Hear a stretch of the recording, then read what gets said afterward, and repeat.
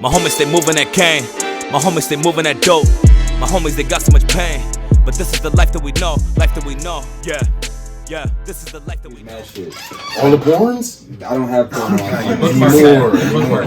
Huh? You just bookmark those. I just didn't mention. Nah, I'm talking about the ones you make yourself. Oh yeah, those are on there. Don't go left 3. Don't go left 3. Left 3. Exactly 3. You hit that hat, nigga, you gonna see a butt cheek. Oh damn. Alright, now keep it. What? Damn. Alright, what up, motherfuckers? I am Mike Torridge. It's your boy Macway, man. K-Finesse. Dame Diddy. Sergio King. Word. This is Inappropreality episode 76. Happy New Year's 2020. Shout out Happy New Year! Haiku. Shout out Isaiah. Hit him up for anything, any merch, any hats, anything you want. Hit up Haiku for the hats, the dad hats. He got a bunch of stuff coming out as well too. And look out for our events. We got a bunch of stuff. Brand new fucking host. A lot of new things coming in the 2020. Sergio King, how you doing, bro? I'm chilling, man. You know what I'm saying? Ready to get into this shit. Drove out here to Enfield, but you know I'm ready to represent the 413. Where you from? Where you drive from? I drove from Palmer. I ain't gonna lie. I live out in the fucking boonies right now. But I'm booed up right now. That's where my shorty lives. So you know we moved out there. But I'm originally from Westfield and shit. You know what I mean? That's why. Then I went to the Air Force for a while. So you know I was out in San Antonio, Louisiana and shit. Before we get to that, y'all want to take the shot? Yeah. Y'all want to start this song? More like a sip. I take 2020, how you 2020? I ain't taking all of it. It's okay, it's documented. I'm a bitch. I'm sorry. Yeah, that shit is crazy. Before we get into the music show, I just peeped the Air Force shit a little bit ago. I was gonna ask that and bring that up a little bit later, but you brought it up yourself. How long were you in? I was in for a year and 9 months. I was signed up for 3 years, and then I volunteered for early deployment and shit, and I ended up getting into an accident in Afghanistan and shit. So then I got out, my vision got messed up and shit, and I got diagnosed with like PTSD and shit. So What was your MOS? I was 3P301, which is Security Forces. That was my AFSC, which is just like MP pretty much. I was just a military cop. Word. We call them people security fags. We call them because they're dickheads on the fucking base. Nah, they are. They are. Like, no bullshit. The reason why I volunteered for early deployment was because like I did my basic training in Lackland in San Antonio, my tech school in Lackland in San Antonio, and then I got stationed in Lackland in San Antonio, and I was like, nah. Oh, so you was Spurs fan? Yeah. No, he said yeah. I said yeah. No, I'm not a Spurs colors on. I know. Yeah. So I'm just rocking self. You know what it is. You know what I'm saying? We gotta no more Kawhi laugh. Oh no. For Kawhi. But I had to fucking. I was like, nah, I can't stay in San Antonio because it was just like, and plus like the graduations, it's a joint base, so like graduations every weekend, I had to check parents' IDs and shit. Some parents not getting security clearances, and then they can't see their kid graduate. They're bitching at me. It's like that's not my fault. Yeah, that's you know what I'm saying. That comes from up top. And then I was just like, I'm sick of this shit. So then, what type of security clearances? Like, well, no, I when I went to Louisiana, I had top secret because Louisiana is a nuke base. So out in Barksdale, so like when I was around the nukes and shit, like that's when you have to have like top secret security. And then like with that, you know, that I opened up a lot of opportunities and shit for like jobs out in the civilian world now and shit. Which that's like, you know, I'm trying to get into security now and shit. That's what I'm trying to do with my civilian job. You had any wild experiences while you were in? Because I done told a bunch of stories. I was a Marine. So I done told a bunch of wildness. I'm not gonna front. Wildest shit I saw over there, like, you know, I got into some crazy I mean to cut you off, but you don't gotta go into no. I meant like crazy drunk shit on base. I don't mean like war stories. Okay, I'm gonna keep shit upbeat. I'm not gonna get up in here and be like, let me take y'all back. Nah, just people don't like talking about you. You should never ask nobody about that ever. So camel spiders, bro, in Afghanistan. Camel toes. Yo, these camel spiders, bro, are fucking huge, and like they're afraid of the sun, but everywhere in Afghanistan is sun. So these motherfuckers will literally run up in your shadow and walk behind you, and then all of a sudden you'll hear like a hissing noise, and you'll be like, what? And you'll turn around, and they'll be in your shadow, and they're scared of you. So then they start hissing at you, and then they'll run at you, and these things are big. And like, You ate one before? No, it's crazy because you're the first person, the only other person to ever say that. Every time I hear somebody else talk about camel spiders, they just talk about how big and freakishly ugly they are. But one time I had a motherfucker Marine, the one came in our tent, and this dude jumped up and stomped on it, and it like flattened out and got up and screamed. Yeah. Like bullshit. He's indestructible. I was like, nigga, what the fuck? He ate the stump? Yes, nigga. In a like, combat like, boot, or he didn't have his boot on? Nigga. He didn't have his military boot Nigga, on. the Big Show couldn't stop this shit. It's no joke, bro. And they're not poisonous. They just when they bite, it's Nah, it's You know why they're called fucking camel spiders, right? It's got a camel toe. Nah. Stupid. They have venom, and they go underneath the camels, and they numb the fucking camel, and they eat them from the inside up. And the camel won't even know. Oh, word? So what do you think they can do to you? And they're not even spiders. They're technically a scorpion because they have 10 legs instead of 8. I want to be that in my afterlife. Nigga. Camel spider? Hell yeah. But the craziest shit was that one time, like, a kid left, like, we had our shower facility had a door that, like, you have to go into the door, then it led into 2 doors that, like, so pretty much, like, the only way shit would get in is if you left 2 sets of doors open. And some jackass left 2 sets of doors open, and the lights is off, and it's a damp, wet spot. So then next thing you know, we open the door, and there's like 30 of these motherfuckers. God damn, nah. That's when it turns to Resident Evil. My boy said nope. My boy said nope, and he threw 2 flashbangs in there. Oh my God. Fucking door, yo. And literally, we left that shit alone for like 5 minutes, and he came back, and he's like, he came back geared up. He came back, and he literally was just like, yo, I'm gonna open the door and just boogie. Because he's like, we're not gonna be able to shoot these motherfuckers. There's gonna be too many of them. But I mean, we was on base anyways. You can't fucking fire like that. Y'all was on free base? Yeah. No. Yeah. I'm feeling like, whoa. He's like, yeah. What? The military base. The military. Yeah. So yeah, like I saw that shit happen from a distance, but like I saw like a bunch of fucking camel spiders just run out this room, and like it was just like that was the craziest shit I've ever seen. Because I was like, damn, these things are big and ugly. Yeah, you never even told us about those. This is the first time in my life I've ever heard about these shit. Yeah, you crazy. I talked about it on the camel podcast. spiders? Yeah, I talked about it. I've never heard this. that. Like early last year, like when we first this started. shit's about to give me nightmares. Yo, you probably Resident Evil. Google them. No, I don't want to. Nightmare. I don't want to Google them all. They look ugly. Dude, I'm getting the itches and shit. You brought a Resident Evil. I was thinking about this the other day. How like one of my younger brothers, Shay, when he used to like get on my nerves, me and like my older cousin and stuff like that, we used to play Resident Evil just to fucking scare him. Is Resident Evil the most scariest fucking game in history? Like Resident Evil 4, like fucking PlayStation, GameCube and shit. Like, it's a rule. You can't play that shit at night. It's a rule. You turn that shit in the middle of the fucking night, and you're the only person in the house. You are not. Yeah, you're not about to play Resident Evil right now. you hear him? I'm a weed. Somebody gotta come over and shit. I'm gonna play Need for Speed right now. I think Need for Speed is right. That's what I'm gonna play right now. Cause yeah, that's not a night game. Not when you was younger. I don't know. What the fuck is a night game now? Besides like Need for Speed 2K? Everything, whatever you play. You play games? You a gamer? I just sold my shit. You just sold this? So you getting ready for the new ones, or you say fuck this? I'm like, I'm not even trying to front. Like, I literally like reached a point where I just didn't play it, and I was just like, that shit's just collecting I'm getting dust. to that. No, That's where I'm getting to. I like woke up. I used to wake up and play the shit every morning, like, Xboxes. because I work nights and shit. So I played before I go to work or some shit. But then I literally just got to the point where like, I don't know, like with music in particularly, I was just like, yo, the only way that like shit's gonna happen is if I put the work in and if I get better. And the only way that happens is if I keep doing the shit. So I was like, every minute I put into something else is something I could be doing with this. You know what I'm saying? So picked up a different hobby in a sense like that. That's no reason to like fall. And that's why it's like I try to tell people, I'm like, hey, you listen to like my beginner shit and like literally listen to like my first shit I came out with, and then like ask about my latest track I just came out with. And it's just like just the growth. Just because I don't know, I just started taking shit more seriously. I started hanging around a lot of artists around here, and I noticed that it's just like there's a lot of people that claim that they make music, and then there's a lot of people that actually make music. You know what I'm saying? And it's like the people that actually make music, like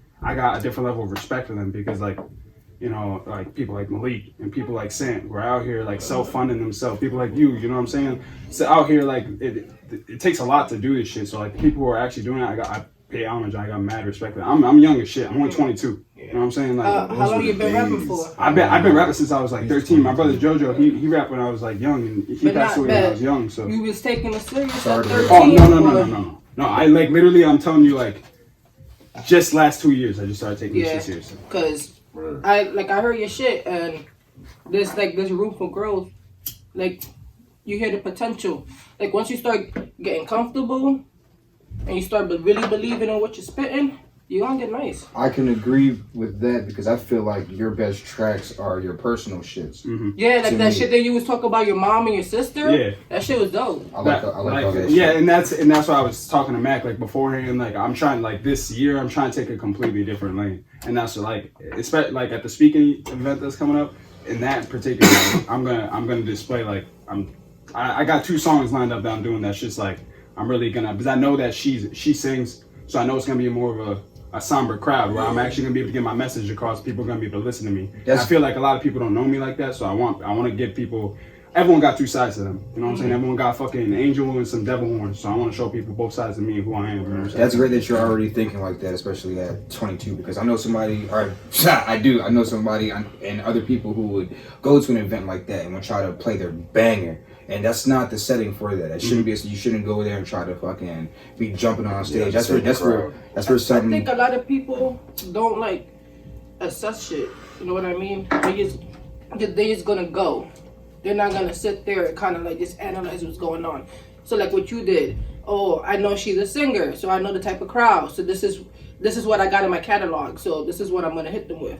Like Mike said, a lot of people used to be like, nah, I'm just gonna play my hardest shit, and it'd be like, you know, niggas is singing R&B and you talking about this, killing this and shooting that. It's just like, nah, you gotta tone it down a bit. Time and place. Sonically, yeah. Mm-hmm. Sonically, there's a time and place for everything. And that's why I like the two joints I'm gonna perform. They're unreleased. It's new shit because like I said, it's gonna be a time for me to be able to actually get what I'm saying across. There's gonna be a lot of other artists in the room who haven't worked with me, who haven't even took time to listen to my music because everyone scrolls down fucking Facebook and then see link after link after link. And I understand people don't want to click on all of them, but now then be able to actually see me and like I know for a fact that like after I do what I do, there's not gonna be a person in there who's gonna be like, all right, this kid can't do this. You know what I'm saying? And that's what like if I can, I'm trying to get that level of respect from other artists. I'm trying to work with everybody. You know what I'm saying? I feel like the only way that shit's gonna get popping is if we work together, we grow as like one. You know what I'm saying? You mentioned Sin. You mentioned Malik. Going back and listening to your music, I mean, other than Hefe, I didn't see any features on any of your tracks. Exactly, and that's what I'm saying. Like I've reached out to other artists and stuff. There's other artists, Ish Akinor. You know, he's from. You dropping names. I'll drop names. I don't give a shit. You know I keep it real out here. You know what I'm saying? Fuck these niggas, man. No. He said, no. Big trust, nigga. Mac does not speak for anyone. Hey, these are his personal opinions. Hey, big trust. One died, we all died. There's artists out there who are doing their own thing or in their own lane. They reach a level of success, and I respect their opinion. That's like, oh, if I take the foot off of my gas pedal to put on somebody else's, you know what I'm saying, I'm gonna slip up. So it's like I've reached out to other artists and shit, and like Sant's someone I can speak with, and he comes from a spot that I came from, so me and him can make music together. You know what I'm saying? Then there's some people who like I can send them links to my stuff, and I can be like, yo, I want to work, I want to make music, but it's like. Everybody, you guys know Eugene Rentis? I don't know. He's an artist from Chicopee, young artist. But I tried to work with him multiple times. But like, you want to make me go on Instagram? No, I'm ER3 is Instagram. You know what I'm saying? I'm gonna keep it real. Now this is my point of view of what I've been through with the music. I hit him up. He's younger than me. And I've been in a room with him. He works with my cousin and shit. So I've spit with him and shit, and he's literally looked me in the face and been like, yo, you can do this shit. Like, you're nice with it, you know what I'm saying? I've asked him to work multiple times, but then nothing comes of it, you know what I'm saying? That's just, and me, I can bring X amount to the table, but that's other people bringing stuff to the table. Me and you have talked about making music, you know what I'm saying, which I plan on following through with. I messaged you and I even told you, like, oh, the beat that John sent me, I felt like that probably wasn't the one for you, but I don't want you to think like, oh, I'm just one of those kids that's sending you like, let's work. That's why I say that other shit, and I'm just like, listen, we're gonna find something. Man, I like this kid. That's the because he gets it. Because it's everybody thinks it's like, oh, let's just do songs together. And then you be hearing songs, and it's just like, because sonically it doesn't sound good. So like for him to be like, this beat, I don't think this is good for us. Let me keep looking for some. He gets it. He gets it. I like this kid. That's how that shit should be. Like, don't be sending fucking Beyonce no. You can send Beyonce anything. I'm bugging. It's exactly to what he said. When it turns into local shit, know what you're doing. You gotta know the nigga you sending it to. I mean, it's just like he's saying. Like, if a nigga got music out and you want to do a track with him, you should be trying to find something that complements that person's sound or vice versa. Not, I want to do a song with you, but I ain't never listened to none of your shit, so I'm just sending you a beat that I have available. You know what I mean? At the end of the day, this might not fit you. Shit, it might not even fit me. You know what I mean? So we both about to force something on the strike just because like shit, you're available, I'm available. Just because we want to put something Let's just do a feature, right? Let's just do a feature. Shit, you gotta think about this. This is your brand, so you gotta run this shit like a business. Like Hefe, you know? Most people like Hefe. When Hefe first came out, that shit was I was dolo on that. When it first came out, I released on SoundCloud as a dolo track. It was just me on it. Just that one verse. You had a second verse. No, I had a second verse on it, and then literally Sant reached out to me, and Sant said, "Yo, I think I got some shit today." God damn. And I said, send it to me. And he sent it to me, and I released that track before I released like my first project ever that just came out on SoundCloud, my project Royalty. And then I was like, as soon as I heard it, I was like, I messaged my engineer. I fucking started messing around my artwork. I was like, nah, this is on the tape. There ain't no fucking doubt about it. I was like, I'm not leaving this shit off the tape. His verse just added another level to the whole track. How many made artists it together? We all know a bunch of musicians. How many artists do you know, Mac, that are willing to take themselves off a song to put somebody else on it? It depends on how many do you know that would do that? I know 10. At least 10 plus. But it's about take their own verse off of their own song. I know 10 plus. Me being it depends if one of they're working as a collective. You gotta know if the song can really be better with somebody else. Like because a lot of time being an artist, like you write songs, you be like, damn, if I had a singing nigga for this, or if I had a singing bitch for this, or if I had a Spanish motherfucker for it. So then you drop it, because you didn't have that person. And then the singing nigga hits you, I'm like, yo, I can really, this is literally what you wanted. You know what I mean? So you wanted to take it, you know what I mean? You wanted to take that step back. Can we talk beat selection too? Yeah, I definitely fuck with your beat selection. Yeah. Alright, I'm telling you, John, that's produces, beats? He makes most of my beats that all my original shit, like so all of my Project Game Ready, he made every single one of those. Most of my stuff on Apple Music, I'm Different, Flow Freestyle, he made both of those. For This Life, that's the one I talk about, that's one of my deeper tracks. Sterling, who's one of my other producers, that's where I record at. He made that beat. Ask About Me was made by Tim Barry, who's he goes by Sincere. He's an artist from Westfield. He produces does videos, raps. He's half of the Hashashins, which is him and William Wallace. Both of them are from Westfield. But me, Sant, we did a show with them a while back, and that was like we performed Hefe and shit, and that show was wicked successful. And that's why another fucking issue that is around here is venues, yo. You know what I'm saying? I feel like I've emailed tons of venues with links to the artists. Like I've reached out to artists and been like, yo, I'm putting together a show. It's tough out here. No, trust me. I know, you know what I'm saying? And then I'll literally send them a full breakdown, contact info of all the artists, just in case if they want to, message them and be like, yo, is this dude like talking bullshit or is he speaking for real? You know what I'm saying? And I've given breakdowns, gotten emails back from some, got no emails back from some prices fucking outrageous, you know what I'm saying? Some people work with me, but it's just like the only way that shit's gonna get popping is if like they like even places like Club Aquarius. Club Aquarius is a great spot. That's like I feel like that's I went to T Swan and Fabion's show out there. Yeah, stopped by there. I literally stopped by there for a couple minutes later because I had work, and I was just like, yo, this is a vibe. T Swan's literally probably my favorite artist from around here. Word. Because literally he way back in the day, him, Dylan Reese, SK, they hopped on the 413. They came out with the 413 cipher, and I remember I was like 15 when that shit came out. 15, yo, and I literally was like T Swan, like he was like real rap Boulevard. I'd be a GPS, and that's how he ended it. And I was just like, yo, all the niggas that just spit on that shit, he just came right. Like he came hard, and I was just like out of MC shit, like that was on a different level. And I was like, and from that moment, like I still reach out to him, and like he's one artist that like no matter what, like I'd be like, yo, like I tell him all the time, I'm like, yo, one day, because I know I have room for growth, and I'm gonna reach that spot where me and him are gonna link on some shit. We're gonna make a fucking banger because like he makes some really good fucking music. No, he do. You mentioned the producers. Who does your engineering and where is that studio? Where you I record out of Westwood, and that's just we don't have nothing crazy. We just we all pitched in, bought mic. We got computer, we got a mixing board, keys, everything that we just need to make sound. You know what I'm saying? And we recorded out of there.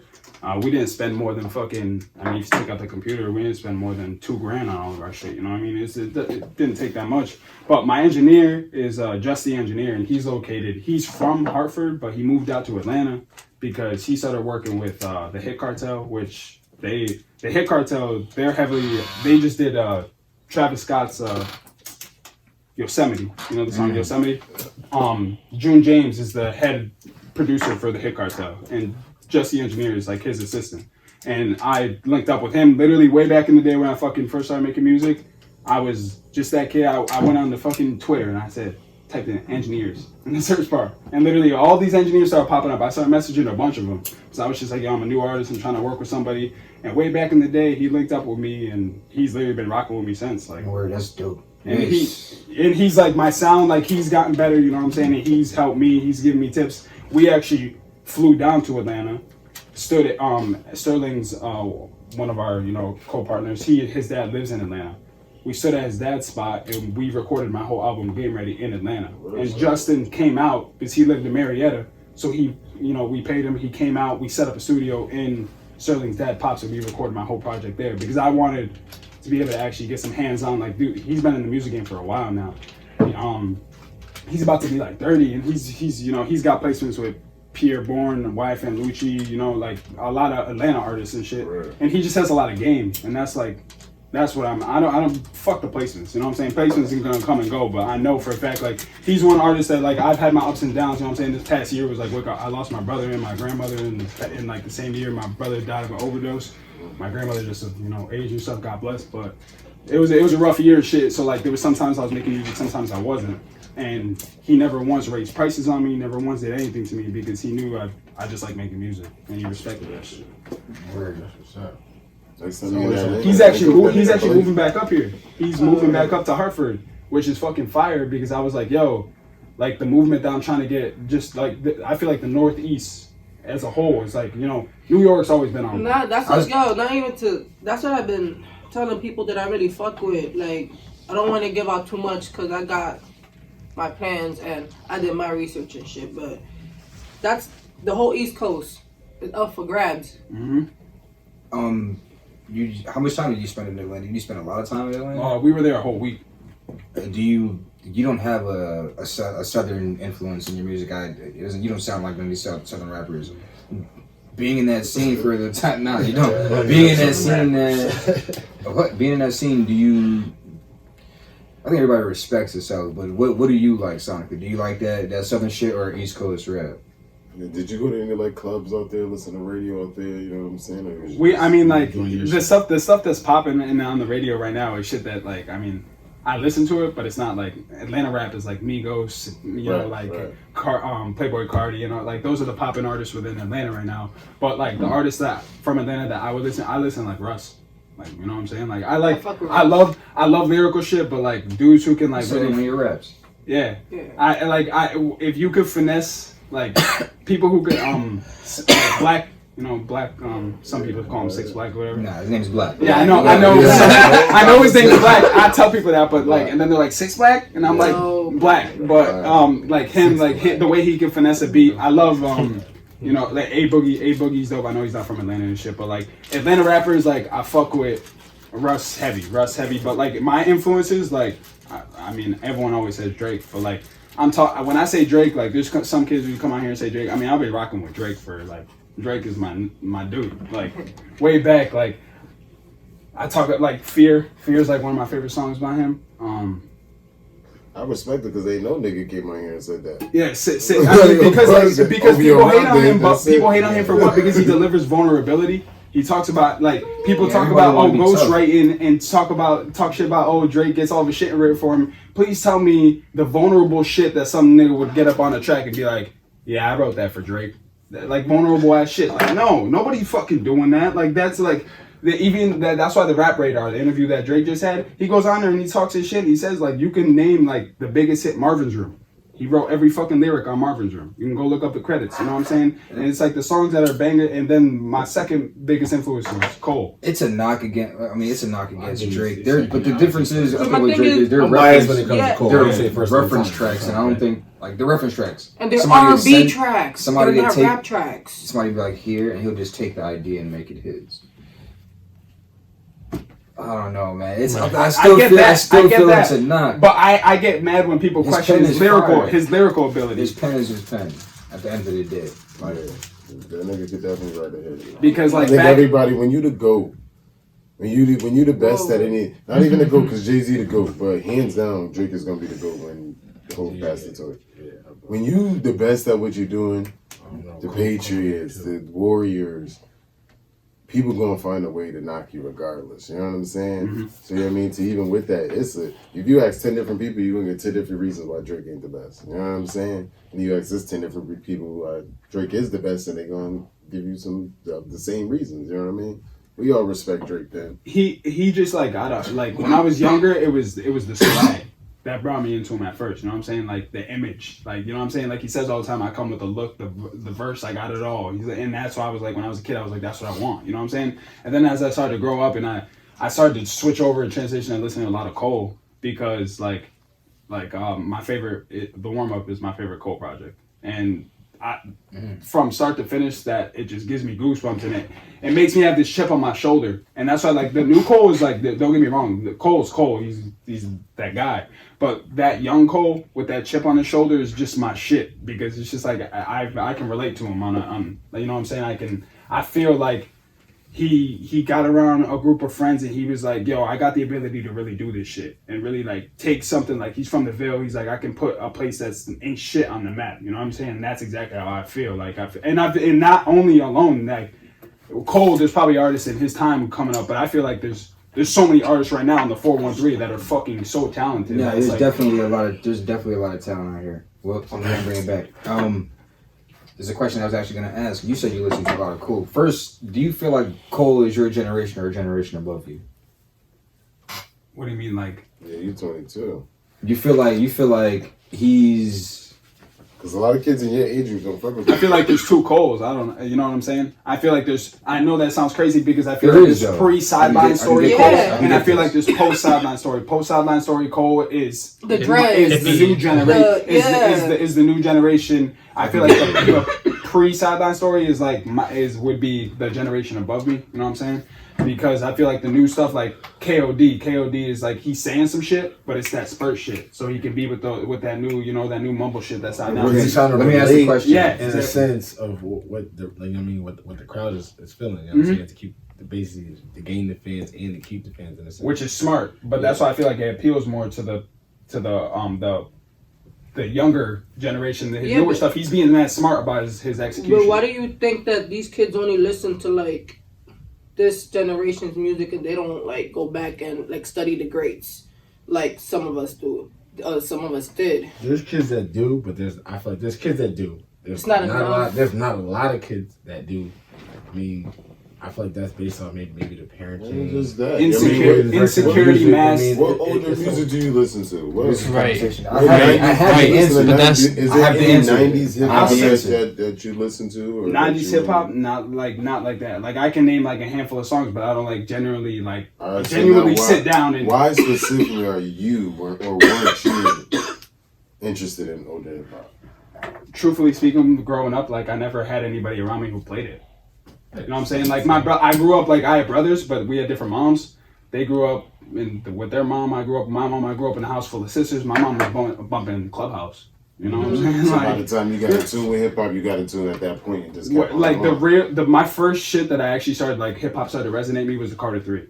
Like that was the first hip hop album that I ever heard. That it's like I was probably 11, 12 when that came out, and that was the first. And I'm talking like think about it like we were speaking about T-Swan earlier. He was talking about when fucking 50 Cent The Massacre dropped. And he was like, when I had that shit, he was like, I had that shit on a cassette tape. and I had to hide it from my mom because I didn't want my mom seeing what I was bumping, but she would have whooped my ass. And that's how I felt about the Carter 3. You know what I'm saying? I'm walking around talking about Millie and venereal diseases and shit. I'm talking and my mom's like, boy, you know what I'm saying? Like, but me, I'm just like, I was looking past what you're saying. I was just like, that lyrical execution, something different. Lil Wayne, you know what I'm saying? He's a metaphoric god. Mm-hmm. Hip hop became a different market because of Wayne.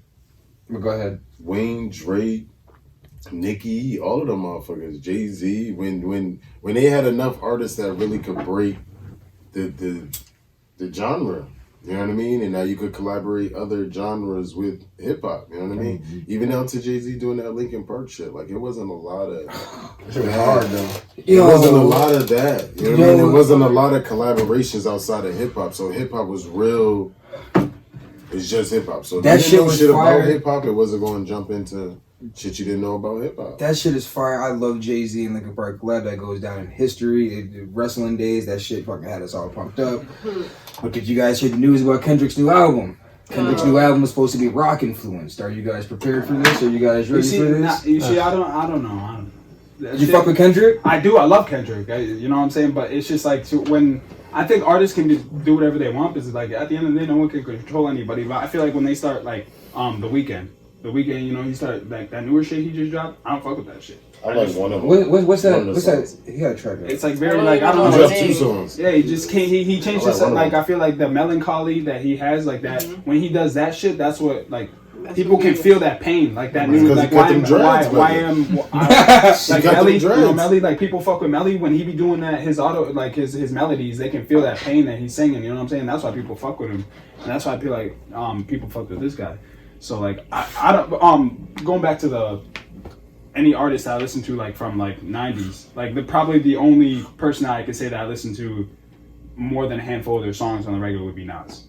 You know what I'm saying? But like that's only because, and I won't even say because back in the day I didn't listen to anything. But and then when I started hanging out with people around me, like my producer John, Sant, and Sterling, and they were like, all right, like I could talk this about Cole, but they're like, all right, you know about Cole, but let me put you on to Cole before Cole. You know what I'm saying? Let me put you on to the person who Cole pays homage to. You know what I'm saying? And it's just like it's cool to see that, and that's why I bring up people like Sant because Sant is the only artist in the game who I've linked with in music and been able to work with in music around here, and like that's why I always pay homage to him because like he's, you know what I'm saying. Let's just say we make sure one day he beat my Nas, my Cole. You know what I'm saying? Because he's taught me mad shit. You know what I'm saying? He's taught me mad shit, and like I always thank him for that shit. You know what I'm saying? The game is more valuable than anything. He's on that caliber. Those gems is priceless. Mm-hmm. This is a conversation. Shout out Saint, brother. Yeah, no problem. He's going in. I brought this question up with Mac like last week. I really think it's simply literally because of how young music was at a time where we started listening to music. We started listening to hip hop. Like we only had 2 decades to really listen to. These kids now have 4. You gotta go back 40 years. Then listen to 40 years worth of music. I think that's so much. I don't think I would do that. Well, I don't think I would do that. For that specific, you know, saying young adult or whatever, depending on, like you say, how they catch on the music or when they catch on the music depends on how deep they're gonna go into it after that. You know what I mean? Like you can just listen to like a remake and then you be in the car with like your mom or somebody or older cousin. Like, well, did you know where this song originally came from? Like, you know what I mean? And they be like samples sitting there like, oh shit, like. For real? You know what I'm saying? He just put them on, like he just said. Somebody just put him on something else, so you can put him on to the original, now it leads to something else. Now you trying to figure out, all right, wow, this is really where music, you know what I'm saying? Now you watching, like, for me too, like, also learning other music as well, just, you know what I'm saying, growing up earlier a little bit, but was watching certain TV shows and shit, certain documentaries and shit like that, you know what I mean? Like, it all depends. Have you ever seen, like the little Tupac and Biggies or the... they show a bunch of them shit. You know what I'm saying? Too much name, but I mean that's like a primary one they would show like early all the time, pretty much. Yeah, like something that you can like see. the New Edition shit. I know. I'm sure the New Edition taught a lot of people. people. The TLC little like TV show they had or movie they had out like all that shit relates to some kind of music, like the Leah movies. What was it? Romeo Must Die. She was in that. Yeah. Like that. Like I'm saying, it's mad shit that can relate to music that people don't even notice that be there, and then they be like, oh, I heard this or something, or oh, I knew about that. Like that be what it really be, but they don't know who that person is or anything about them.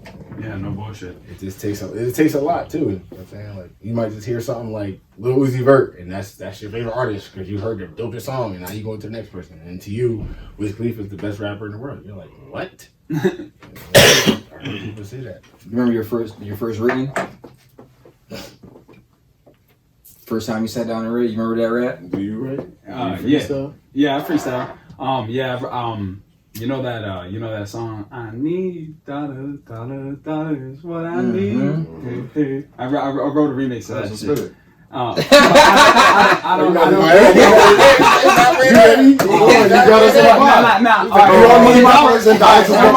of my first records I remember, I wrote a remix to "I'm Different" by 2 Chainz. And I was like, I'm always looking different, always fresh for them ladies. Fuck yo, girl, right in front of yo, baby. I know that shit just sounds a bit crazy, and you should know none of my haters faze me. Rapping is just a daily routine, killing this rap shit, and I'm only 16. Fresh kicks, fresh shirt, and a fresh pair of jeans. All about my money, yeah, you see I'm all about my cream. All these rappers suck, they blow, whoa, but yeah, they don't know the motto, yeah, they ain't fucking YOLO. Put up to the scene, and you know I'm rocking polo. I'm winning everything like my name was Joe Flacco. Only because the Ravens won the Super Bowl that year. But I was like, that's crazy. Yeah, I asked that people often. They're like, yeah, they either won't spit or they won't. They don't remember it. Yeah, that's dope. That's just nice. But that shit. Yeah, I was here at 16 when I was like. That's when I first started like releasing music. I remember I used Reverb Nation. I uploaded my. No, everybody was on Reverb. Yo, my shit. I've never run. Let's see. Yeah. I uploaded like 3 tracks, yo, and I literally it was all remixes. I remember it was like "Dreams Money Can Buy" by Drake. I'm Different, and then that Dollar remix, and those are like the first tracks. And I remember John, my producer John, way back in the day, like because we been rocking, we went to school together in high school and shit. So he messaged me back then when I was 16, and he was like, "Yo, like the words is there, but you just have to work on your flow." And like literally, but that was way back then. And then like all the years I came back later to it, and it's still the same thing. Like he tells me all the time, like there's there's shit that I write that's like, yo, your pen game's 8-1, but it's just like that millisecond, or how do you say something, how do you drag this one, you know what I'm saying? That's what I'm trying. My biggest goal for this year is just wordplay and lyrical execution. Those are my 2 biggest goals for this year. Being able to, I don't give a fuck about that's why I was like all that mumbo, humble, jumbo shit, all that. I was like, if literally the new generation don't want about my shit at all, that's fine. The people who do listen to music and respect music, they're gonna listen to it and be like, all right, that kid's doing some shit. You know what I'm saying? Do you smoke? Yeah. But no. You're good. You're good. We ain't nobody. You're Gucci. Don't worry. You're Gucci. I've been hitting this shit. I get it's a dab card. So right here. What's a movie that everybody would cry to right now? What's a movie right now that would make you cry? Right now. What's a movie that would make you cry? It's kind of tough to cry for me when I'm watching a movie. You're not crying at My Girl? I'm gonna keep it a band. You're not crying at My Girl? Pursuit of Happiness? I don't think we got fucked up by the bees. I might have felt no bullshit. I might have felt like damn, like really, really emotional. Like damn, like cold in a milkshake. You know what I'm saying? But I don't think no tears ever came from my eyes. A movie? I cried from Jungle to Jungle. This nigga hard. This nigga born and bred hard. Yo, I can't even remember the fucking name of this movie. John Q? Yeah, John Q? Denzel? You're a liar. That shit was deep emotional. Nah, I definitely cried in Pursuit of Happiness. You didn't cry in Pursuit of Happiness. I never cried. The bathroom. That shit was real sad. Nigga, the bathroom scene, nigga, it was over. It was like, that emotion hits. It feels like that emotion hits, and I'm the nigga like, everybody's like, tearing up. I'm like, damn, that's crazy. So let me ask you a more specific question. Go ahead. You ever seen the episode of Fresh Prince of Bel-Air? Yeah, that's over. With his dad. Where Will Smith was His dad talking go to wild. Uncle Phil about his dad not wanting him and shit. Yeah, yep. You ain't cried in that? Yeah. Nah. I might cry. Yeah, this nigga's a liar. You a full-fledged I devil. might cry. Get the fuck out of here. Get Yeah. the fuck out of here. No, we remind me I of know you my ain't killed grandfather. nobody. My grandfather was like, yo, I only cried one time my whole life when my mama died. This nigga a whole hoe. This nigga a whole hoe. That's a whole liar. I done seen. I don't go to funerals. Y'all cry funerals? Nah, I feel that though. Y'all cry funerals? People try to make a joke or two on the side. I do. Don't cry Fucked funerals up. at all. It depends No on the funeral. bullshit. Or to God. You're a devil. It depends Don't on the put God in funeral. this. Yeah. You a devil. Go ahead, say it. It's inappropriality. Nigga, I had put lick my hand, nigga, and put fake tears on my eyes one day just to make me sit there and cry. You have no emotions, brother. This nigga straight emotions. My emotions I don't aside. believe this nigga. I'm dead ass. They can never I am take dead me ass. alive. Yeah, I go to. What's the why? I don't know. I really. You I can't. don't know. You got your ass beat that much as a kid? I don't know. I just feel like I take pain and emotions different when shit like I just mentally eat that shit up a certain way. Some people do. Teach He's us. emotionless. I think that's what it is, yo. Cause like I be sometimes, crying at like, funerals. when you all right. I feel like this. Damn, this is dropping gems. If you already say somebody tells you an experience or you've been through an experience, right? And you kind of like feel it in a certain way, whether you've been through it or you're not, but you kind of like, damn, like this shit is really crazy, and like you feel like then you have it or your own situation, or you might have heard somebody talk about something a certain way and you took it in, and when the way you took it in, it's like, damn, if it ever happens, this is how like I kind of gotta like think about how I'm gonna react. So then in your head, you think about mad ways you're gonna act, and then actually when it happens, you just act away. And it's like the way I act is like, fuck, I kind of know what's gonna happen. So I'm not gonna do what everybody else did, or something like that in my mindset. And I don't know, nigga, just Niggas just don't want to cry. No, I get I've lost crazy games. Nigga, dog. I've seen won crazy matches and I cried. Like, I can't believe I just fucking did that. Like, nigga, it's just like, yo, I'm emotional as fuck, nigga. I'll get scored on in the game, and I'll be swearing, mad at myself, nigga. Crying in the middle. I would never cry. I've never just like cry. If you say me get scored on, I was just hyping you up before a game. You're throwing dirt on my shit. I was like, yo, that nigga fast as shit. They're like, this nigga? This nigga is not fast as shit. Nowhere near it. Nigga, I smoke. I was trying to tell them. I was like, yo, you coming? He coming in first. I'm coming in second. No, You coming in Kenny last. fast, nigga. Don't sleep. But I'm smoking everybody in this. I said you coming in first. Nah, you might- I gave you that. Not Mike. It's not Mike.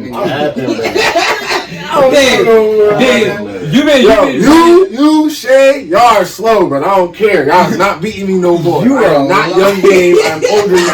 Way more athletic than both of y'all. Niggas, You can race you when you in come the in town. They When can you beat watch you. this, you can race when you come in town. Nigga, we could do this. Eating his Wheaties and he think he grown. Yo, Nigga. Nobody faster grown. than him now. To I don't answer give that a fuck. question, I feel like people cry to shows more than movies. Because I feel like when you watch a show, you get more connected to the characters. Because, you know what I'm saying? Yeah, you're definitely way more Yeah, invested. like Game of Thrones. I don't know if any of y'all watch that. This guy Smitty don't. do. Yeah, I do. They nobody else. Like, I got you. No, Like, but I don't got know who the hell is. I got God. They don't beat me dirty. Oh, the Hodor? I don't got No, I said he's crying to Game of Thrones. Yeah, I didn't cry. Wait, the Hodor episode though? That shit was funny. I was repeating that shit for the whole week, but like shows like This Is He Us. said I was reading that shit the whole week. Guys, you ever watch that shit? I never seen that shit. He said I was holding the door for everybody. Hold the door. Like I was saying that shit all day. Hold the door. Like no shit. Hold the door. Hold the door. Hold the door. Hold the door. Like yo, no my God, don't let him through. Don't let him through. That shit is wild. No, I cried at the end of I did cry at the end of Game of Thrones just because I'm not gonna front. There's I've no been watching more. the show since 2011, dog, and then at the end, the way that they did shit, I was like, bro, you're telling me I invested all this time? 'Cause the last I got season, cheated on, Sound like nigga. me too. Take What was it? I started watching it when it was 6 seasons though. So I like Right. binged all that, and then right when I finished that, literally, I had Wasn't no fully idea. connected. I had no idea that season 7 was coming. I was like, oh shit, it was perfect timing. It was like bet. So then I just caught on. Nah, they But did then dirty. that's when they changed the writers, right? Yeah, well, no, it's not They that. caught The past writers, the the boat. writers were hired. The writers were season 4 is when the writers changed, Mm. and that's when shit started to really slightly go downhill. But the writers, they rushed. The last season was only 6 episodes. Yeah, I know. Should have been That like shit. 10, but they got hired to make the new Star Wars movie. And then they started the production of the new Star Wars movie, and then they got fired. So they rushed the Game of Thrones shit for no reason. See, this is why good things happen to bad people. I mean, bad things happen to good people. Yeah, you watch Power? Anybody be on this shit? You still ain't catch up? I tried to watch the first episode. Yo, I watched the I first didn't episode, and I have to get into it on my own because I ain't gonna front. I watched the first episode, and me and my girl was watching it, and there's too much sex. Yeah. I'm like, yo, There's a lot of- I'm like, yo, There's this is. a I'm lot. like, this, but it's life. Like, it's. I'm not saying there is a lot of sex, This is but life. I'm not saying that there's like sex where it's like, all right, this is This the kinda necessary goes amount of down. sex. Like, no, niggas fuck. That's just what happens. You know what I'm saying? Like, Pretty much. people have sex. It's like, and then like she started seeing like people who started like, you know, like I'm not trying to give shit away. People started to do people grimy, and she's like, I don't understand how people operate like that. Niggas is But my- grimy. I'm not trying to be that guy, but my girl white, so she operates a little bit differently. I love her, I love you, baby, but she just operates a little bit Like, baby, differently. stop doing that. You right can't now. just say like all dudes do that. You got a girl, you gotta be like, yeah, most guys are like that. Nah, you gonna but- say niggas is like that. That's what the niggas do, babe. I'm not like none of those. He said niggas. operating differently, and the first thing I thought of was Charlemagne's gift to envy. Y'all seen that? Did you like that as a gift? Is that your thing? What? You seen Charlemagne's gift to envy? No. He okay. Truthfully. He gave him. You know, like. You know the back of someone's ass. No, somebody pull it up. Somebody got their phone. Somebody pull it up. He gave him some like ass cheeks, like, but like it wasn't like a pussy version. Oh, Like it sex had doll like. It was type a shit. guy, Oh, like it was it was a a replica dude. of it was his replica. Nah, it wasn't. They asked him in a podcast. He was like, no. He was Oh, I was like, about no. to say, but it was But just, still. it was straight nasty. Like he turned it around and everything, and It was looked the same at hue. his balls. Oh yeah. I remember Same something color. because I saw a gif of fucking someone doing some shit where he's playing with it, or he's touching it. Yeah, that's Yeah, DJ yeah, MVP. Yeah. That's OD. So you wouldn't like that as a gift? Nah. You said you ain't like that as a gift. Okay, so now here's Like, another cancel question. the Off of that. Don't bring the box in. Yeah. Don't bring the Is it no? Like, say you got some shit like that. Is it cool to re-gift? Is it cool to re-gift? Would you read In that? general? Just like yo, like No, this is a thoughtful information. It depends. I'm not keeping it. but I'm You not- I think it's more acceptable I'm never coming with to you. females though. Because Re-gifting? if you have a you know, like a friend that you're cool with like that, and you be like, yo, I just got this thing. You know how she get down? You want I this? just got this fucking Yeah. big ass dildo. This shit is a 9 foot. Right, You exactly. have no walls. You know, Shantae. Girl, why you say all of that? But I'm gonna use it. It definitely goes down. I'll throw that Girl, on this shit eBay. got or a some jackrabbit shit. on it. You know what that means? It go extra, Get off the extra. phone. Girl, I'm a FaceTime you, but I guys, use it. 5 modes. Fine, moves.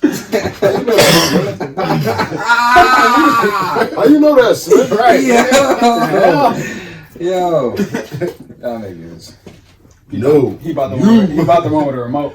Oh, boy, man. He got the Y'all ever see them shits? Like, I seen a couple Never in my viral. life. No, the viral. The viral like, videos with the girl, yeah. they Yeah, got- like You the go to toy vibrating parties, don't you? No, the vibrating panties. Like, You I got got them girls like shits? they walking through the mall and shit like that, and they turn it on. Nah. You ever seen that shit? I see that shit. Oh, I know what you're talking about. What? It'd be the bitches doing it to the other bitches. I mean, No, it'd be, no. Boyfriend do it to your I'm girlfriend. disrespectful. It'd be the females doing that to the other females and shit. I seen one of them shits. Nah, I ain't It never was like seen some this. black girls and they had one of their homegirls and they kept pressing the button on the remote and then she kept like dancing. I mean, I ain't gonna front. The one I saw was an Wet Asian in the girl. It was like a dude. It was like a dude. And he's Yeah. like, That the ass? Asian girl turns around. She's like, hee hee. Like the Pillsbury Doughboy. You know what I mean? When you poke his tummy. My scroll must not be getting this. What, you looking for it? Nah, I'm just saying. Nah, Mike be sharing some crazy shit on Facebook. I'll be dying. I'm just I'll be dying. I'm gonna go this nigga. Last year he was pissing people off last year. Oh, last year What you mean? Last year with your statuses, I can't say it off rip, but you were pissing people off. I Like, don't know what you're talking about. She's thinking about a certain one. Say it. yeah, like I certain know, ones, ahead. I don't remember. But there used to as be in like people she 200 ain't comments on your shit. There was a dope ass conversation that went on my page earlier today about Speak on a young man. About that post you made? women. No, this chick posted that if she's gonna pay for dinner, she gives her money to her man. Oh yeah, I saw that. To then pay for the dinner just to make him feel well if he doesn't. You were like, chivalry's not dead. Right. Yeah, like that's OD. Like I'm not. That's just I'm not. As a man, I don't feel any better me taking your money to pay for something. It's still not my money. Like that shit. It's just the transaction. I'd rather you hand the money over. It's your fucking money. Bread. What is this extra shit? What is this extra shit? That's OD pride. Some females be tricking too, though. Don't get it twisted. That's what I seen that a lot in the comments. I was like, she be tricking. She be tricking. She be tricking on the nigga. Shut the fuck up, man. I was asking people why. I was asking all the women that were saying, yeah, I did that or I've done that. I was like, why? Like, the only logical one that I really got was some chick. She said her man is like lives in the DR, and every time he comes over, he's like, you get paid more over here than they do over there in the islands. Period. So when he comes over, people look at him crazy because it's just way different. I was like, okay, I can understand that, but other than that, like.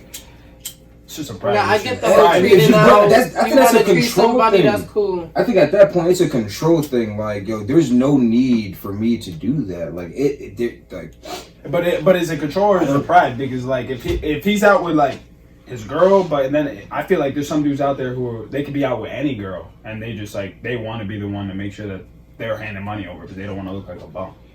That as a man, of course, you want to pay for every fucking meal, but that's I'm sorry. Those days are fucking over. Like you gotta pay, like whatever. Like this is both our house over. For real, every you gotta watch it. Every meal, damn. I forgot what I was gonna say. You said that you're paying for every meal as a man. I don't care. I don't care for.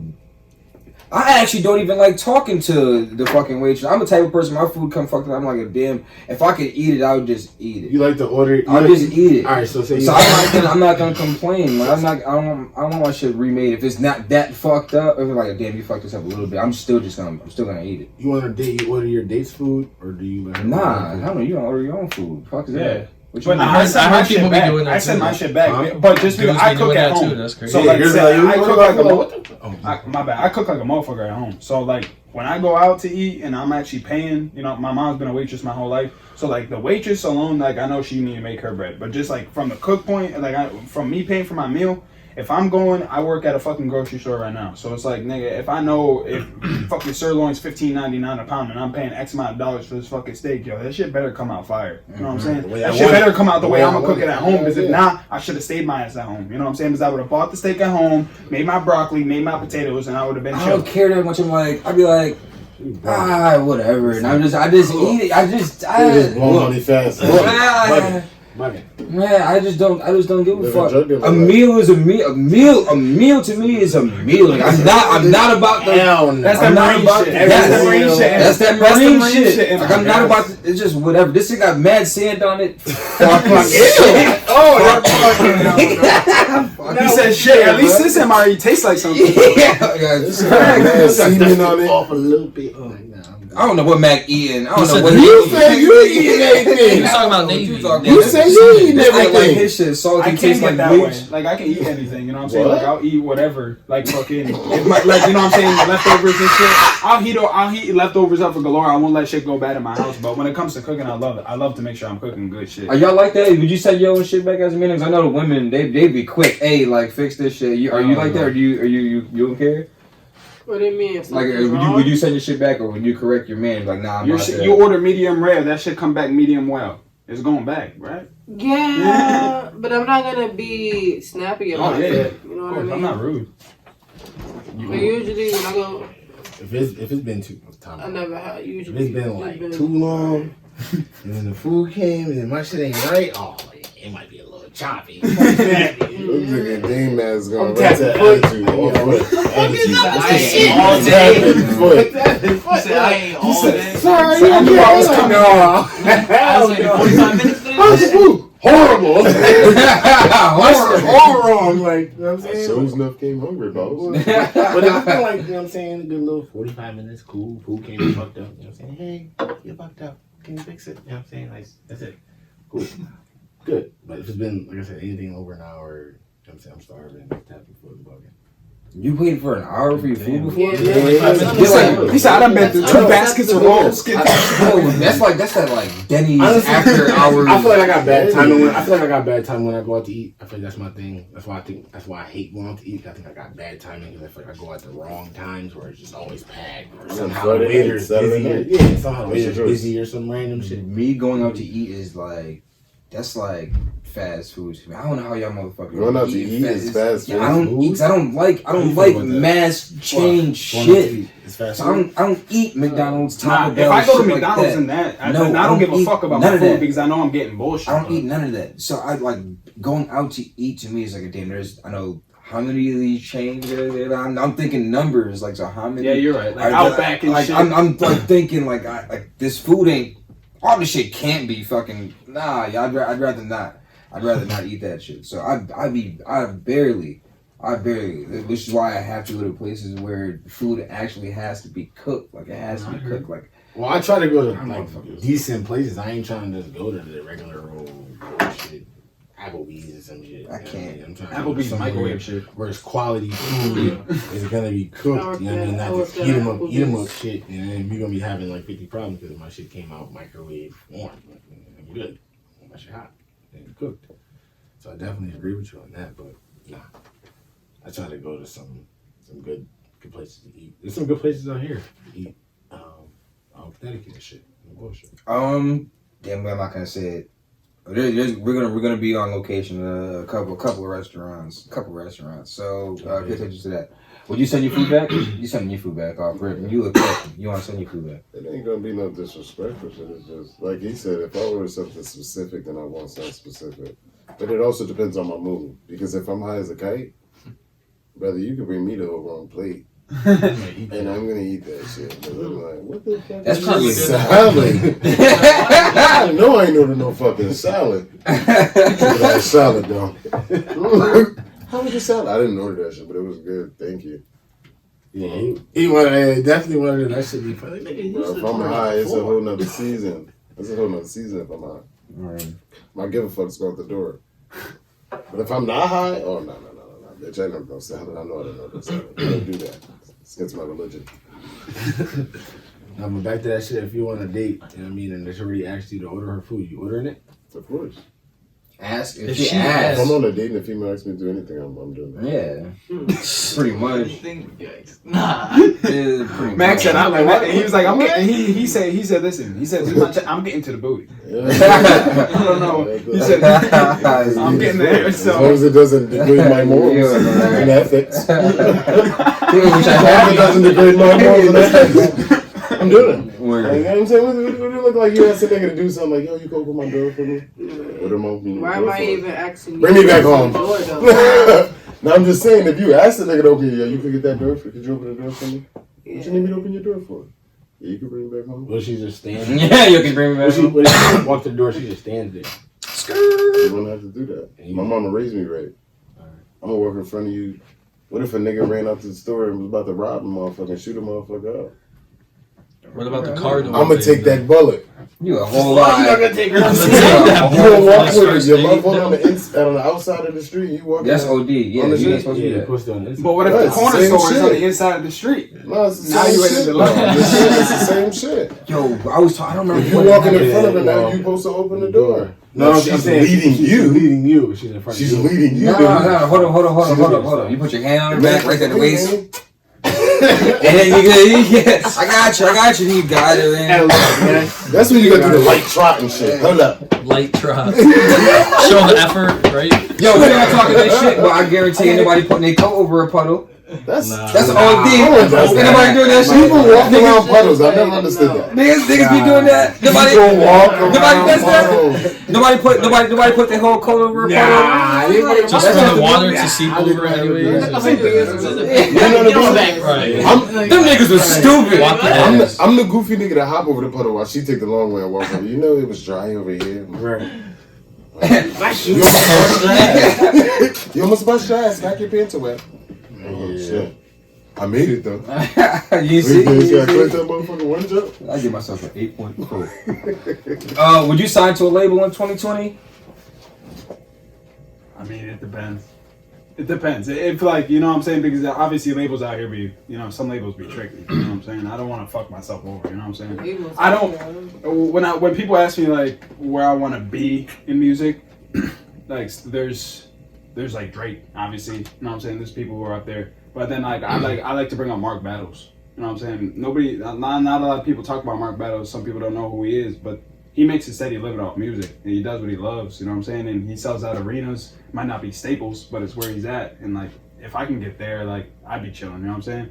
If I sign to a label, I want to sign nothing long term unless it was something I can actually represent. You know what I'm saying? Like, I fuck with Dreamville heavy. Like that whole the Dreamville documentary shit. Like that whole thing of bringing all the artists together.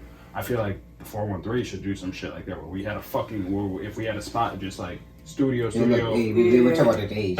We recognize some things. We got a couple of ideas. I already heard of that from a couple of people that mentioned that to me, like some Dungeon Dragon shit. Like, I just want to be valued. You don't know about them. Yeah. You know Dungeon Dragon? No. The Dungeon family from Atlanta, Outkast, okay. Goody Mob, all of them niggas. Yeah, that's what they did. Locked in the basement all day. Niggas ain't work. That's all they did all day was record music. They had Sleepy Brown and them making beats and shit. Other niggas rapping. Outkast just kind of took off from there, and then everything else. And then you see CeeLo Green. That nigga fire. Not even to go off key, but just the way he could just jump in from different genres. That nigga fire. Got some dope ass videos. Lars Barkley? Yes. Yeah. I wanted to ask you this earlier because I watched some of your videos. Was that really your mom in the Change Up video? Yeah. I'm telling you right now, that night was like lit as fuck. Like I could see. Yo, when it all came together, so like that was a listening party, like for my first project, Royalty, and like I remember like beginning of the night I was like nervous because I was like, damn, like how many people are actually gonna? I didn't invite it was an invite only, so like, but I wanted a certain amount of people. I was like, yo, I want this shit to be live though, and like then I was like a little bit nervous, and then everybody showed up, like mad people showed up, and I was like, damn, this shit's fucking lit. And then like we listened to the whole tape, front to back, every single track. And then Robbie T, who he films all my visuals, so Robbie T Films, that's his Instagram. He showed up, and we filmed the whole Change Up video within like an hour. You know what I'm saying? Just running through all of us. We were just at the party having fun, doing our thing. Fucking and yeah, my mom was there because like the For This Life and stuff. The songs that like at the end of For This Life is a sample of my mom. Is a conversation we had on the phone, and that conversation it was about a couple of days after my brother passed away, and. She was just telling me pretty much like, no matter like everything that we go through, like, I don't know, my mom, she's just been through a lot of shit. So like, she just told me like, no matter what, like I can't break. And she was like, you gotta make sure that you hold this up, you hold me up, because like, I'm her only boy that she got left. My brother Xavier wasn't her son to begin with, but my brother Xavier's mom she wasn't a great mom, so my mom took care of him anyways, you know what I'm saying? So after he passed away and shit, she was just like, it really broke her down. So like at that phone call, I made sure I saved that shit and I wanted to use it. And that's why For This Life I put it on there. Because like I talk about, the real shit. And that's why the newer shit I got coming out, I talk about more real shit like that. Like I want people to actually like feel what I'm saying. I definitely fuck with my brother's kid. Yeah. That's your that stirs some shit up in my family because like my brother's mom, like I said, she ain't a fucking good person. And she just like, she was mad she was left off the track, and I was like, nigga, why would I involve you? Like I was like a lot of people don't know my brother. My brother my brother went to the army. His MOS, he was 13 Foxtrot, so he's a fire support specialist, called in airstrikes and shit. He ended up messing his back up during the deployment. You know, he got prescribed Percocets and shit, and my brother ended up getting addicted to perks, and you know, he went down a really bad path and shit. But like, that wasn't him. You know what I'm saying? Like he kept me up when I was down and shit. McMill said the same shit too. He got wisdom tooth removed, and they gave him perks for the pain, and that's how he got. Well, they overprescribed him.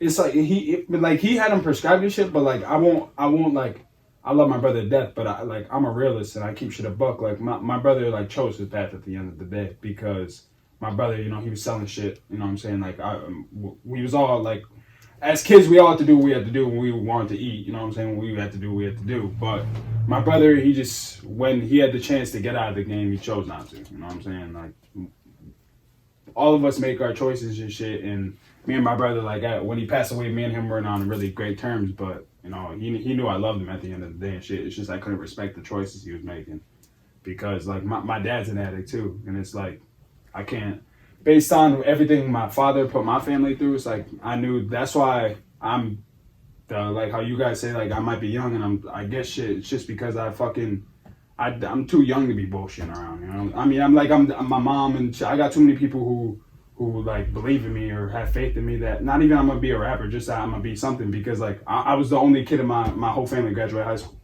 you know, actually get a fucking physical diploma. You know what I'm saying? Everybody else, they run in streets or they fucking just dropped out of school because it was too hard for them, or you know what I'm saying? I swear to God, like all my cousins, they either fucking trappers or, you know, either I got some cousins who want to be rappers, you know what I'm saying? But like it's just how it is the cards that I was dealt. I want to make the best of what I got, you know what I'm saying? I could definitely tell this affects you by how you're speaking now and through your music, which I can see why your pen is the way it is when you're writing those type of songs. I can feel the song, which is why I think I enjoy those more. I'm big on mental health. I definitely myself trying to get back into therapy, seeing if there was have you yourself ever? Yeah, I saw twice. I saw I was when I was 6, I got taken by DCF and shit, and like when I was taken by DCF, the state made me go to therapy and shit, talk about a bunch of shit. But when I got back from the military and I got in touch with like the Veterans Association and stuff, and I started going to the VA, they got me in tech with a therapist. I had to talk about a bunch of stuff, which helped me a lot, because I ain't gonna front. When I got home, like I was fucked up. When I got home, I didn't leave my house. I didn't want to talk to nobody.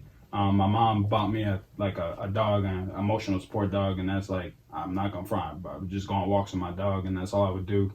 And then I met my shorty, and like, you know, that's that pit. Yeah, and like, yeah, she's beautiful. That's my baby Paisley. I've had her the last 5 years. Paisley, yeah, like Daisy, but with a P.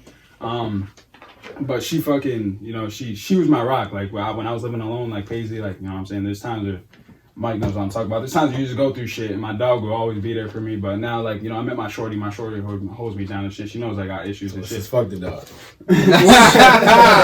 Nah. My dog's my right hand. She'll hold me right hand. I ride out for that dog. Word, nah, I definitely get touched that. But yeah, I definitely it's crazy. Like, it's crazy. I don't go as much. I don't go as much to therapy. Like I because I just reached a good point. You know what I'm saying? I'm at a point. Crazy. I'm sorry, because I never heard nobody say this shit. Like I be saying this shit. Yes, I be saying this shit. Now, two therapists and 2 other people, nobody get it. Yeah, it's just like, wow, this thing is repeating everything that I be saying. Yeah, nah, it's fucking. You know, there's times like there's very few people who I can like. I've reached a point where like. I just am open now because life's too short for shit. You know what I'm saying? I'm an open book, because it's just like, I'm not gonna hide shit from nobody. I keep it a stack with everybody, because, you know, after my brother passed away was when I really like I kicked into that gear where I was like my brother was 22 years old when he died, my age. You know what I'm saying? So it's like I've reached a point where life is way too fucking short. You know what I'm saying? You never know when anything can happen. So I'm just like I don't want to go into the ground with me having realized like, oh shit, I lied about this, or I fucked up here, I did this. Nah, Like, you know what I'm saying? As long as I'm good with him upstairs, you know what I'm saying? I'm good to go. Yeah, I did. Word. Literally anything could fucking happen. I drove by a gas station earlier and shout out fucking Charlene. She probably been around there watching this shit, but she was telling me a story about the gas station we drove by. She was like, yeah, some dude had a heart attack right here and drove through this fucking like this gas station and killed the employer. So I was like, or the employee. So I was like, oh damn! So the person got ran over inside. Where on Parker Street? I don't fucking know. It was Chicopee, right? Oh, I was like, oh damn! This person got ran over like inside, building, like right. inside, like that's wild. Like yo, Eddie, like, literally, like. But nah, is fuck it his fault because he had a heart attack? He had a heart. No, he had a heart. How's that his fault? Well, was he doing mad coke? Was he fucking like? Was he doing like? That shit happened a couple years back. A A garbage truck driver had a heart attack, and when he was pulling over to pick up the garbage, some dude was pulling his garbage out, and he fucking hit him. But the driver had a heart attack, and he hit him. You know what I'm saying? Went right up into the fucking curb and everything. Same shit. But life's too short, man. Fuck that. Or that's crazy. Yeah, so because life's too short, I know y'all gotta come out to Speak and Eat on Monday, the 20th. Catch both these guys performing. Plus plenty more people. MBS Melee, shout out her for putting the show together. It's gonna be pretty dope. It's gonna be different. Yeah, she's gonna be lit. It's gonna be dope. We mentioned it earlier. Performers that's out there. That shit's gonna be dope as fuck. Hell yeah. I think. Yeah, no, I'm performing. Max performing. I don't know if they're performing, but I know Malik's pulling up. Yeah. Eric's pulling up. Sam's supposed to be performing. Yeah, Sam's pulling up. He's performing. Yeah, it's gonna be. Yeah, so it's definitely gonna be a fucking. Plus whoever else. I think I'm not trying to mess up people's names. You guys know LaSharn. Yeah. Okay. So I think she's supposed to be performing. Yeah, I think so. Is she? Because she's dropping that new Aaliyah joint. Yeah. You know what I'm saying? So I think she might pull up and perform that shit. And low key, y'all make sure y'all peep that shit. But because Self dropped that video with Sam, she's starting to do visuals and shit now, and then she's dropping another one with her for the Aaliyah joint. We got some stuff. We got some work coming out with her as well.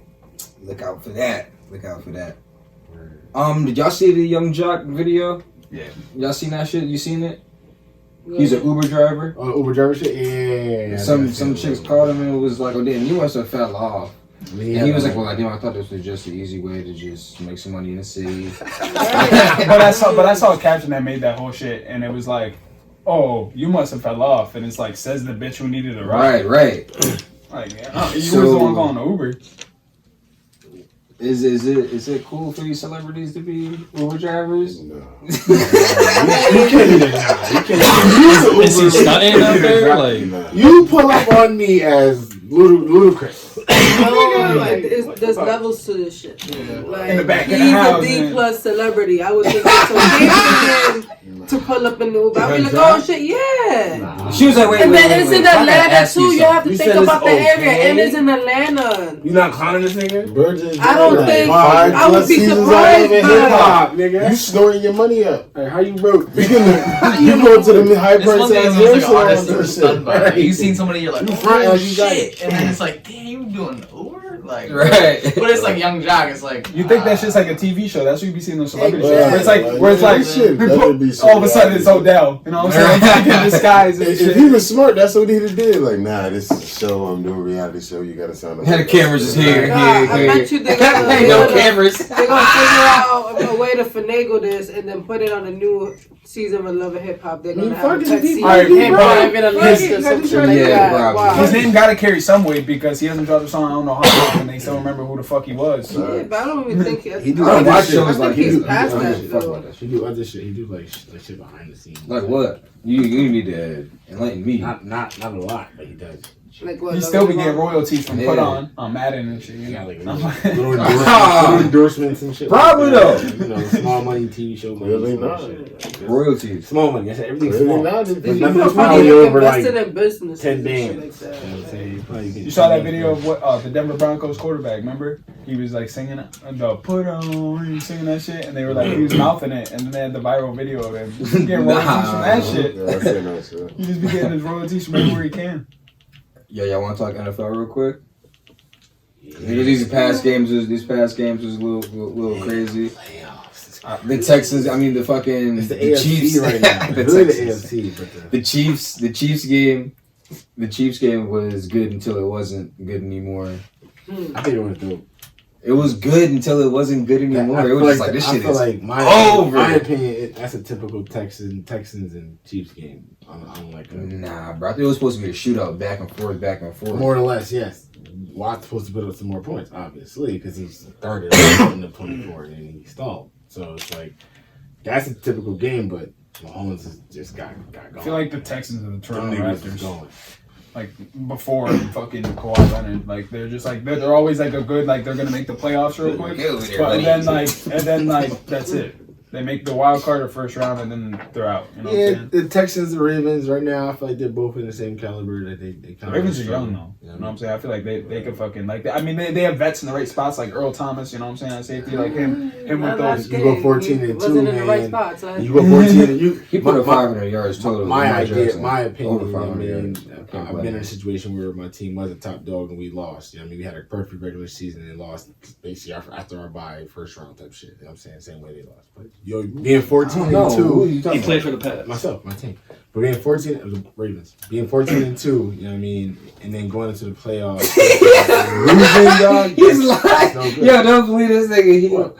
The Ravens is your team? No, I'm saying He plays. He's the talking flag about his shit? team. He played for the Baltimore Baltimore Ravens. I know what he was talking about. I was referring to something. He plays for the I thought you Ravens. were talking about your team in the NFL. No, you ain't He got said no Ravens. Yeah, he football. said Ray Lewis. He said that the dance. He's happy doing dance since way back. You know. he was saying how they were. I've always known this nigga as And a I was Steelers saying- fan. I could have sworn. Nah, I was a Saints fan this year. But I'm going for the Chiefs. To win it all. Let's go. He said Saints for the NFC, Chiefs for the AFC. Yeah, I hate You you gonna that gas shit.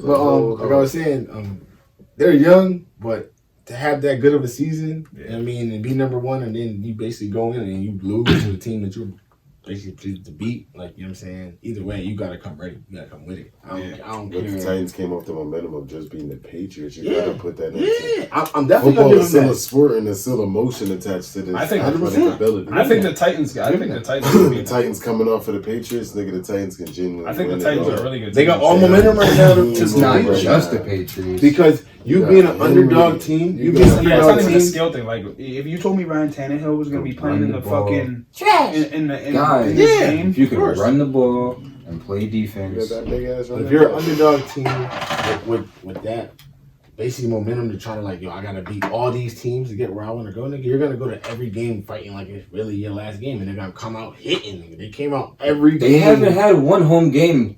They're not gonna have one home It doesn't game this matter. None entire of that stretch. matters. None Oh of that no, matters. home field definitely matters, Yeah. and they're gonna go through this whole You run. got the mindset to go out there and just play. Yeah, you know nigga. good and damn Fuck the- well fuck home what field field you want. matters. You gonna make this field You your have home, that nigga. That's mindset it. as an away team. You're like, fuck that I play motherfucker, better ball when the I fuck travel out. a lot. Yes. In my head. So you go out there Travel. thinking. I ain't got no home, so I'm But always when traveling. you hear That's local sports though. When you got When you're home. 30,000, 40,000 motherfuckers screaming your name and shit, that's a whole different ballgame. So you think the Kansas City Chiefs are gonna take the whole thing?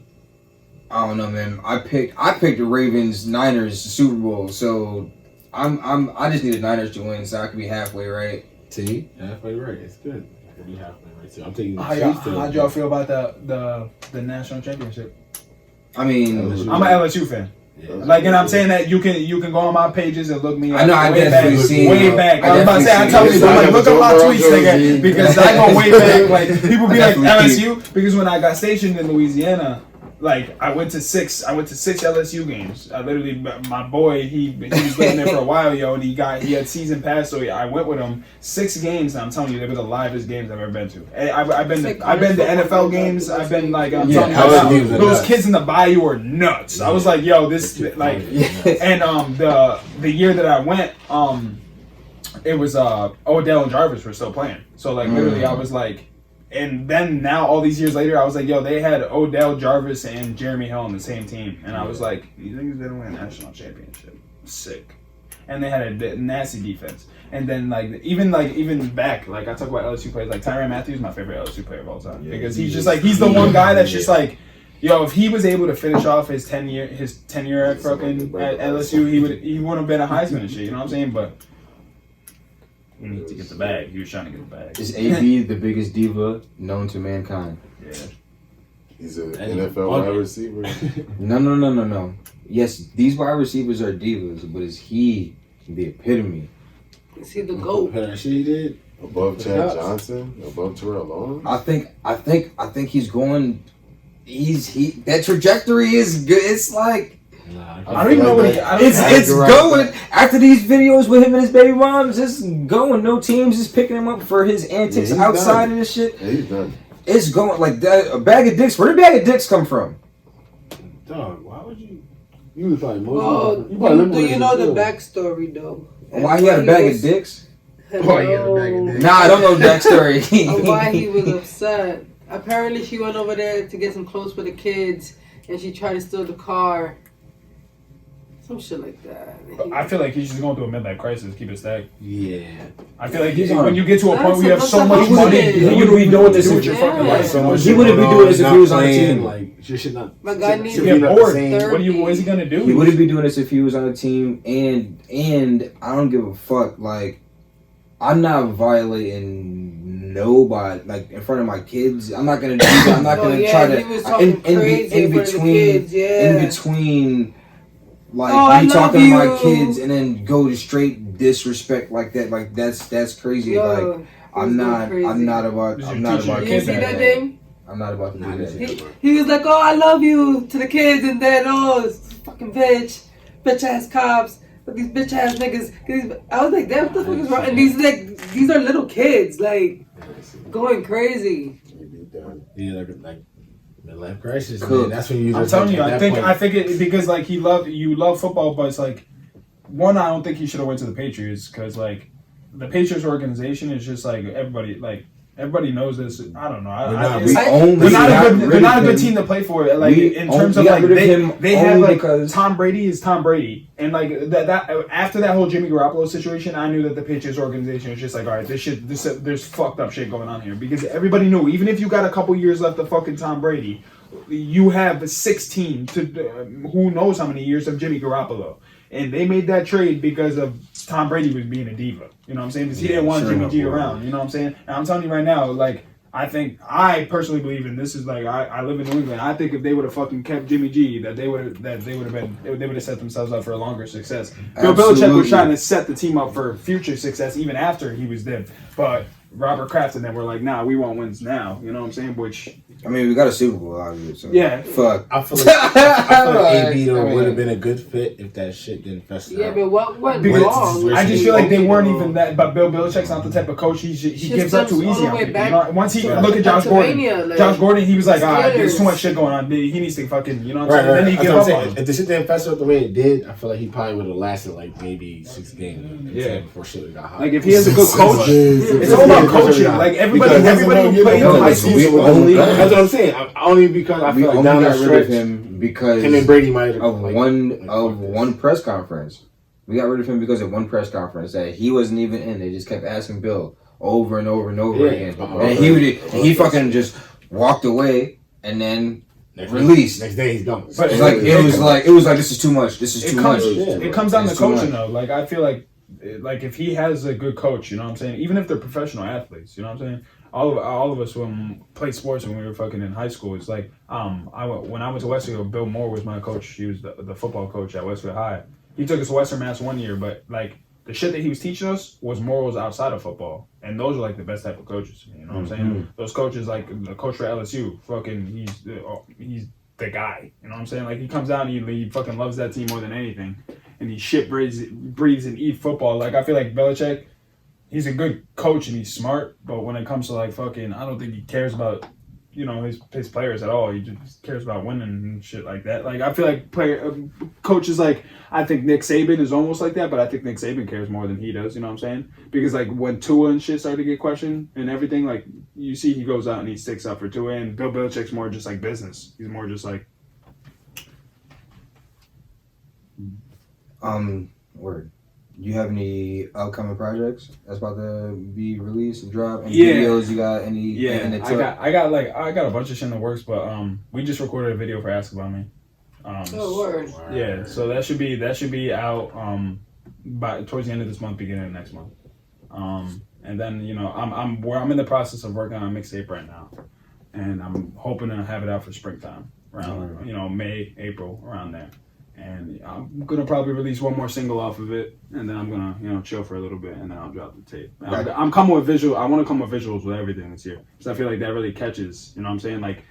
Like I said, there's so many people making music, so everybody hops on Facebook or Twitter, whatever the fuck they're hopping on, and they'll see link, and they don't want to click on those shits because it's just like, if they click on that one and it's just like, damn, that shit was terrible, like, they're not going to want to click on the next one because they're going to be like, I'm probably going to get hit with the same shit. You know what I'm saying? If they see all that shit. But then next thing you know, even Facebook, even if the video is muted, as soon as the intro to a video, you see that shit, it's like, oh shit, that shit look pretty dope for a second. Let me click on that. You know what I'm saying? So I really want to come with visuals this year. And plus, because I want to show up like the 413. Like, Ask About Me, like the whole cover, how I did the Westfield Bridges shit. So the whole video is filmed at Westfield. It pretty much shows my journey through music, me linking up with John, me linking up with Stir, and like areas around Westfield of where I spent my time and where we rocked and shit like that. Word. Hell yeah. Shit. Follow this man. Where can everybody follow your shit? Shit, at the Sergio King pretty much on everything. On all platforms, Sergio King.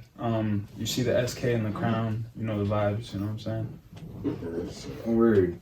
Oh yeah, definitely looking forward to see you perform. I think performance is key. I'm telling you right now, like, I promise, like, there's like my last performances, like, I was trying to come up with songs and shit that I was like, yo, we gotta get the crowd rocking, you know what I'm saying? But now I'm telling you, like I know Mac and Mike, anybody who listens to the shit that's just like lyrical, where shit's gonna resonate with them, I'm gonna have people really like saying some shit. Like I'm gonna be. I want boo you with this shit. No, and that's the thing. I'm completely open to constructive criticism. That's not like I'm not expecting everybody to fuck with my shit. You know what I'm saying? Everybody has their own likes and what they like in music and shit. But like, I don't think that anybody's gonna be able to deny some shit. anybody's gonna be able to deny like what I'm talking about. You know what I'm saying? There's a lot of people who are gonna be able to get my story from around here. You know what I'm saying? We all come from a place where it's like we love where we're from, but we know like we're struggling. You know what I'm saying? Like, let's be real. Every time we turn on the fucking news, yo, there's someone dead. It's crazy. Let's be real. Someone's getting shot every other day in the city in the 413. You know what I'm saying? And I feel like it's just a time where we got to stop violence. We got to come together. Because I'm telling you, like, every place that's like big and it's something. It's like the community is something. You know what I'm saying? And I feel like, Springfield, the city of Springfield is doing a good job with investing money into the city. You know what I'm saying? Trying to bring life into the city and shit like that. But I feel like from the 413, it just has to expand. And you heard about that investor, right? That bought that building on Wilbraham Road. Yeah, some crazy millions about to get put into this guy's dope. There's a bunch of people. Chris Joel. Joel just have him on pretty soon. He just opened up his studio. He just opened up his own studio. Repeat. I was over there. I peeped that shit. I was helping him clean up on the shit a little bit. You know what I'm saying? Word. He's good people. You brought up some crazy shit. We didn't have enough time. We ran out of time to. I was gonna bring it up. Yo, that chick that recorded the aftermath of that, all that shit. Yo, you wild. Aftermath for what? A murder scene. She was like, they were talking all crazy in the back. Yeah, you crazy. But looking forward to definitely watching you perform. This guy's gonna be performing too. Shout out San. Shout out LaSharn. She's gonna be performing. Shout out MBS Melee. Can't wait to actually meet you and see you do your thing. Shit. This is Inappropreality. Until next week, we out this bitch.